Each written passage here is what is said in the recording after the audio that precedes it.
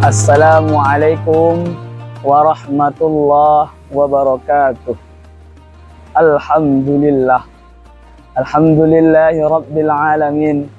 Wassalatu wassalamu ala asrafil anbiya'i wal mursalin wa ala alihi wa sahbihi ajma'in. Amma ba'd. Bersyukur kita kepada Allah yang telah memberikan kita beribu banyak nikmatnya, terutama nikmat mata untuk melihat yang benar di bulan suci Ramadan ini. Dan Allah juga menciptakan nikmat mulut untuk membaca Al-Quran di bulan suci Ramadan ini. Dan Allah juga menciptakan nikmat tangan untuk memegang Al-Quran di bulan suci Ramadan ini.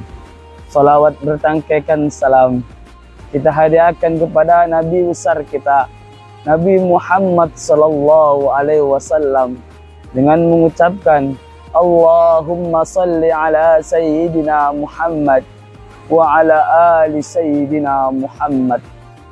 Semoga dengan bersalawat kepada beliau kita mendapat syafaatnya di akhir kelak. Amin amin ya rabbal alamin.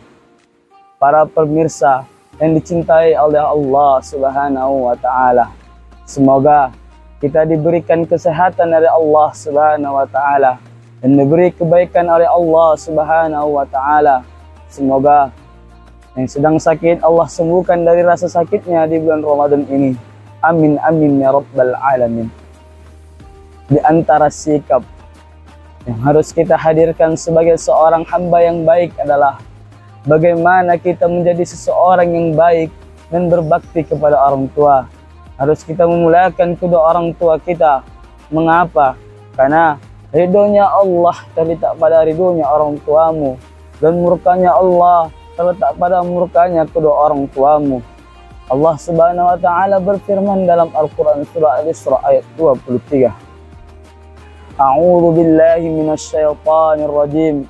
Bismillahirrahmanirrahim. Wa qada rabbuka alla ta'budu illa iyyahu wa bil walidaini ihsana. Dan Tuhan memerintahkan kamu agar jangan menyembah selain Dia, dan hendaklah kamu berbuat baik kepadanya. Surah Al-Isra ayat 23. Masya Allah, dalam ayat ini Allah memerintahkan perintah beribadah kepadanya yang sejajar dengan berbuat baik kepada kedua orang tua kita. Yang artinya apabila kita memuliakan kedua orang tua kita, kita memberikan kebaikan kepada kedua orang tua kita, maka kita telah mengajarkan ilmu agama yang kita pelajari di pesantren. Atau sebaliknya, jika kita menyakiti hati kedua orang tua kita, kita tidak berbuat baik kepada kedua orang tua kita, maka ada yang belum sempurna di hadapan Allah Subhanahu wa taala. A'udzubillahi min dzalik. Lalu, bagaimana cara kita berbakti kepada kedua orang tua kita? Yakni yang pertama adalah bersyukur atas keberadaan Allah Subhanahu wa taala. Bersyukur kepada Allah yang telah memberikan keberadaan orang tua di hidup kita. Kita tidak bisa memilih di mana kita lahir, siapa orang tua kita, tetapi kita bisa memilih bagaimana kehidupan kita ke depannya. Apakah kita akan membahagiakan mereka atau sebaliknya kita akan mengecewakan mereka. Yang kedua adalah berbuat baik kepada kedua orang tua. Berbuat baik dimulai dari lisan, berbicara yang baik-baik, tidak menghardik, tidak mencaci, tidak menyakiti hati kedua orang tua kita. Karena satu kata yang menyakiti hati kedua orang tua kita bisa membawa kehidupan kita dalam kekacauan. Lalu, bahagiakan orang tuamu dengan rezekimu. Allah memberikan rezekimu, maka prioritaskanlah rezekimu kepada orang tuamu. Rezeki seorang anak yang berbaik budi kepada orang tua, Allah tidak akan mengurangi rezekinya, Allah akan melipat gandakannya. Rasulullah sallallahu alaihi wasallam bersabda, muliakan orang tuamu, maka Allah akan muliakan hidupmu. Bahagiakan orang tuamu, maka Allah akan bahagiakan hidupmu.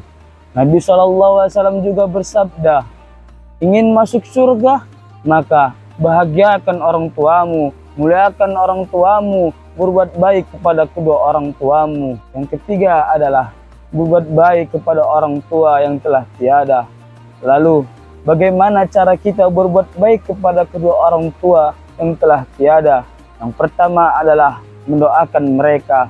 Orang tua yang telah tiada, orang tua yang telah kembali kepada Allah Subhanahu wa Ta'ala, merindukan doa seorang anak yang saleh, terutama istighfar yang dikirimkan oleh anak mereka yang akan mengurangi hisab di dalam kubur.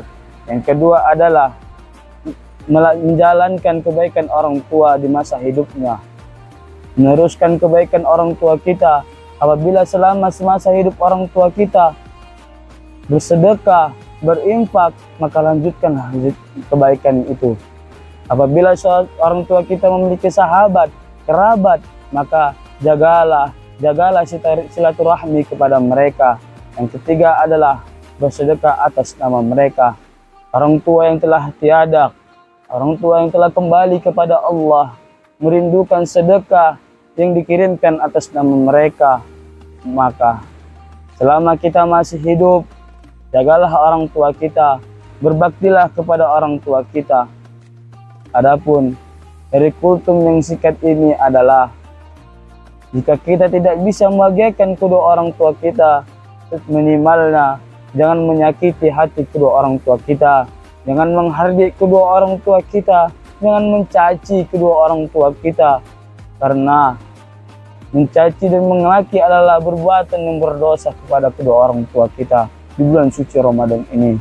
Semoga Allah melembutkan hati kita di bulan suci Ramadan ini untuk berbuat baik kepada Allah, dan melembutkan hati kita di bulan suci Ramadan ini untuk memuliakan kedua orang tua kita.